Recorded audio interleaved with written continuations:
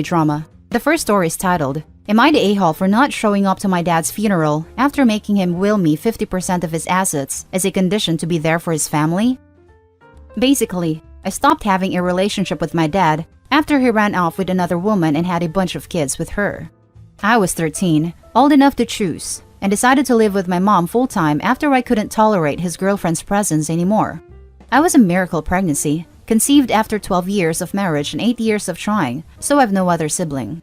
They never did get married, but ended up having a couple of kids. The youngest is a toddler. I don't know them. I've never met them. 10 years later, I get a call from the girlfriend sobbing, claiming that my dad was sick and wanted to talk to me before he died. The a-hole wanted his family back again, minus the original wife, of course. My mom encouraged me to meet him one last time. So I talked to him over call and told him that I would show up and be with the family in his last days and after his passing, on the condition that he wills me 50% of the assets. I would only agree to meet with him in the presence of a lawyer, in an official capacity. He was desperate, so he agreed. I knew he would never give a single penny to my mom. So this was the only way for me to secure 25% of his estate from my mom. She worked her butt off to support him for 10 years, only to get discarded for a younger model. He agreed. I showed up to the meeting. The lawyer was present and the girlfriend kept sneering at me. I didn't care though. I walked out happy. And as my good luck would have it, my dad slipped into a coma 2 days later, never to wake up. His girlfriend kept calling and texting me to help her out with the funeral. I blocked her number. The other day, I ran into her at the bank. She confronted me and called me a horrible gold digger. According to her, I was the reason my dad was never happy and present for his new family. She also blamed me for all the problems in their relationship and that I betrayed my father in his deathbed. Am I the a-hole? Edit. Mom never got a fair settlement during the divorce. He hid assets, spent a fortune on his mistress, from the marital money and my college fund, and fake filed for bankruptcy. Now let's read the top comments. Everyone sucks here, but I'll tell you what, brother. If my dad had money, I'd do the same thing. Sister. Edit. Thank you, kind stranger, for the Yes Queen award. I don't feel like a queen, but I do have a better credit score, thanks to my emotional manipulation skills, so I'll accept the honor. You're entirely justified in what you did.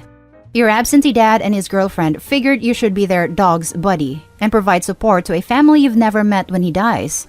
Excuse me, what? Two grown-ups figured they'd manipulate a child despite 10 years of crappy parenting, and you manipulated a selfish man to give back to your mom. You made a hard choice, and you and your mom are gonna be better for it. Not the a-hole. Everyone sucks here, mildly. Your dad sucks for leaving your mom and choosing his new family over you. All those years with no contact, only for him to call you on his deathbed wanting to make things right. In my opinion, that's selfish. It was done just to give him peace of mind, not to apologize to you or mend your relationship. You and your mom are entitled to half of his assets, but you promised to be there for his girlfriend and your half-siblings in his last days and after his passing. Not honoring that promise sucks on your part too, but I can sense how much resentment you have for him and his new family, which is something I can't blame you for. I would probably feel the same way too. You know, on any post that I read which concerns a promise or request of a dead family member, it's usually said that honoring it doesn't really matter since the person is now dead. That they aren't going to know, and that why should it matter now? Sure, but in this case, the promise was made in the presence of one of the people affected who's still alive. The promise was made over a phone call. Dad tried to make me and a girlfriend hug it out awkwardly after the lawyer left. He thought he was reuniting his family. You gave his mind peace. That's pretty big of you. And perhaps you can be there, once they're older, for your half-siblings. You don't owe them anything, but when they're older, it might be a nice gesture, as their mother sounds like a piece of work. Not sure about that. I essentially ghosted him after I made sure I secured my bag. He slipped into coma 2 days later, but he did try to contact me after the visit. I didn't pick up his calls, nor did I reply to his messages. For the second story, am I an a-hole for not wanting to share the millionaire inheritance that my grandfather left just for me with my cousins and aunts? Before you need to understand who my grandfather was, so a short text to describe him. My grandfather had a very poor origin, but he moved up in the world.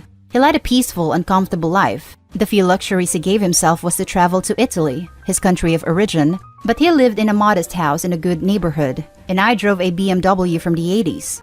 I know you said that it is not simple, but we are talking about a guy who was worth 8 digits in theory. This is important. Had 4 companies and employed 500 people. He could live much higher than he did. He did not spoil his children or his grandchildren, but he always made sure to pay everyone the best education and presented his 3 children, 2 women, 1 man, with a good home when they got married.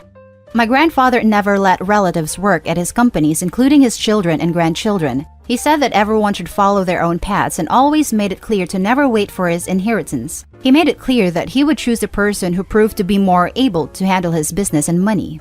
This created a discreet competition in which everyone tried to show the best to take on the business. I am the youngest grandson. I am 28. The oldest is 45. We are a total of 10 grandchildren, plus my aunts. My father passed away a few years ago. My grandmother passed away a little after. Here comes my question. My grandfather died about 4 months ago and left everything to me. And what surprised us the most was that he had a lot more than we thought. He had 9 digits, which confirmed my theory that there are wealthy people who never appear in Forbes lists. And that, of course, caused fights and arguments with my cousins and aunts about sharing the money with them. Should I share? After all, everyone knew what my grandfather wanted. Now let's read the top comments for this post. Not the a-hole, as that's what your grandfather wanted. They're more than likely going to contest the will in court and may get a settlement which will be a small portion of the whole.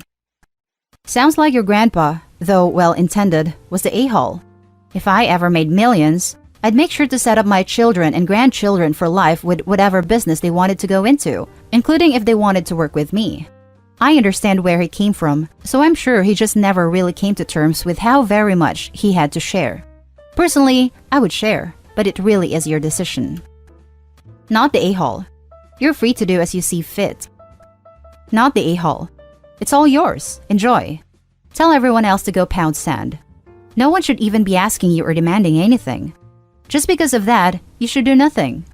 Rule of thumb when inheriting money, sit in it for at least a year, so you don't make any rash decisions. The next story is titled, Am I the a-hole for telling my dad it's not my job to make things equal? I, 20 female, grew up with a blended family. My parents divorced when I was 4, my father remarried when I was 8, and I lost my mom when I was 10, and had to live with my dad's family. My stepmom and I have always had a tricky relationship. In the early days, she tried to compete with my mom and was very territorial when my mom was around, like trying to force me to hold her hand and always trying to move things along if I saw my mom and went up to hug her. She forced hugs with me then, when exchanges would happen, if it was in front of my mom and didn't take no for an answer. I resented the hell out of her. Then my mom died and it was a crappy 2 years after. My stepmom was hurt I hadn't wanted her at the funeral. She was hurt that I wasn't enthusiastic about living with them. I wanted to do the same 50-50 with my dad and maternal grandparents, who were a huge part of my life up to that point. It got a little easier. I have never really cared much for her, but after a while, I did try to be nicer and more inclusive, but I never given my relationship with her as much effort as I did with my parents. This has apparently bothered her, and recently, she brought up how much effort I used to put into making gifts and cards for my mom when she was alive. She actually kept track of that stuff, and how I would always buy her a card and get her something generic for gifts. Apparently, this has always bothered her, and is why she competed so much. She also pointed out I never made an effort for Mother's Day with her. That it was obvious, I didn't want to celebrate her on that day. The truth is, Mother's Day has not been a celebratory day for me since I lost my mom. It's just a day where I'm reminded of my loss. Even a decade later, it still feels that way. Especially when I see friends post with their moms and stuff. Anyway, things really soured between us after she brought this stuff up. And yesterday, my dad told me that I should try to make things more equal because it hurts her feelings. And she's been in my life long enough to have earned the same effort I used to put in with my mom. I told him it was not my job to help her compete with my dead mom. And it wasn't my job as a kid to keep things equal between them. Am I the a-hole? Now let's read the top comments. Gross, gross, gross. This is the stepmom version of that thing where men think women are vending machines, where you put compliment tokens in and get S out. They are treating you like she is entitled to you putting out for her in the way she wants because she put parenting tokens in. You don't owe a close relationship to anyone, not anyone in the world. Close relationships happen when both people want them. If one person doesn't want it, then that should be respected. The fact this woman is incapable of respecting this, that she couldn't even respect it for a child who was grieving the loss of her real mother, is the whole damn reason you don't like her, not the a-hole. And it doesn't seem like she put in valid parenting tokens either. She was trying to shove the tokens in as hard as she could, despite the error messages in the first few years. It seems like she eventually stopped shoving them in a handful at a time, and just started forcing them in one by one, or even trying to make the machine take bent and messed up parenting tokens. So, she got a bent and messed up relationship with her stepdaughter. This is nobody's fault but her own, and maybe the dad since he didn't stop her. Not the a-hole, OP. Not the a-hole. You can't force a child to love you, and she definitely pushed you away when she tried competing with your mom when you were little. It's not your fault you two aren't close, it's hers for trying to alienate you from your biological mom. I'm so sorry for your loss. I hope everything is well and wish you all the best. Hell to the no. You are not the a-hole. My mom is never replaceable. If my stepmom is getting something generic, she should appreciate the fact that she is being acknowledged. But does she have kids of her own? Yes, she has 3 kids with my dad. Then do not worry about it. She is a grown woman. But my mom taught me to be the better person. I'm not going to tell you how. It's not your job to make things equal.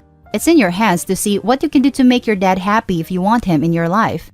He is the real blood after all.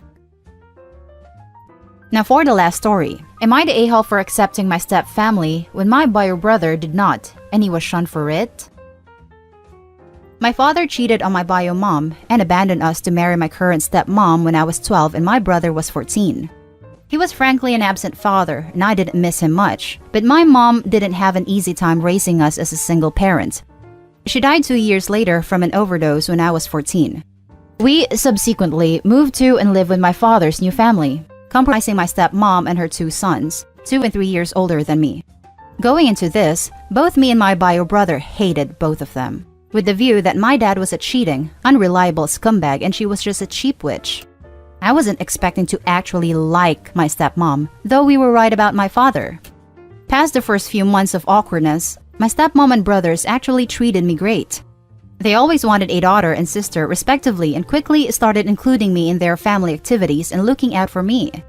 My stepbrothers are also genuinely nice people, and I am so lucky to have them in my life. My bio brother, on the other hand, didn't take the move well and started acting out, /skipping school, /getting in trouble with the law. He didn't participate in family activities and moved out as soon as he could. Recently, I met my brother and he told me that he blamed me for jumping ship so quickly and not sticking with him. He felt that I betrayed our mom and him. He said that if I didn't accept his family too, my dad would probably have packed us off to live with our uncle in a different state. And he wouldn't have had to go through his crappy teenage years almost alone. I'm 20 now, and I've always felt guilty about so quickly accepting them and leaving my brother behind. Meeting my brother only cemented this. Should I have not so quickly accepted my stepmom and brothers? Am I the a-hole?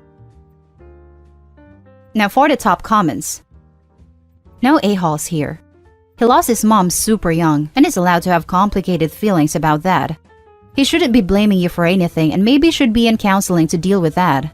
It's an emotional situation and I really see both sides here. The dad is an a-hole for sure. I think the stepmom and the stepbros also might be, because Sophie said they treated her well because they've always wanted a daughter and sister. They may have not treated bio brother as well as they did OP because they had no use for him, making him feel like an outcast and driving a wedge between OP and him. I feel sorry for the poor kid. No a-holes here, except your father. You were both kids. You were able to find a positive in a crappy situation. Your brother was not. It is easier to blame you than it is to accept the reality that this situation is not really anyone's fault. It is unfair that he wants to drag you down into his life of misery as well. No a-holes here. It is a hard situation all round, and the way that society tends to treat the emotions of young men, I doubt he was ever given the support he needed by the adults around him. It doesn't make him right to be hurt by your acceptance of your step-family, but it does explain his anger towards the situation in general. I was struck by something, though. You said that after a few months you accepted them as they treated you well because they always wanted a daughter/sister. Forgive me if this is wildly off the mark, But it is possible that that acceptance was for you alone, and your brother, especially as he was already 16, was seen as an inconvenience at best, well before he started acting out. I say this because he mentioned being almost alone. It is possible that your stepbrothers froze him out while embracing you, driving an increasing wedge between you two, especially if he had been in the position of having to look after you beforehand and was suddenly pushed into the cold by the move, with him perceiving you as choosing people he felt he needed to protect you from. If that is the case, that wouldn't make either of you wrong for what you've done. You were teenagers. Even now you're still young. Regardless, I would suggest having a full, open, honest, and vulnerable discussion with him about it, if you are both alright with the idea. And that's it for this video, folks. As always, comment, like, and subscribe. And don't forget to turn on your notifications to get updated on the latest videos. I'll catch you in the next one. Stay safe.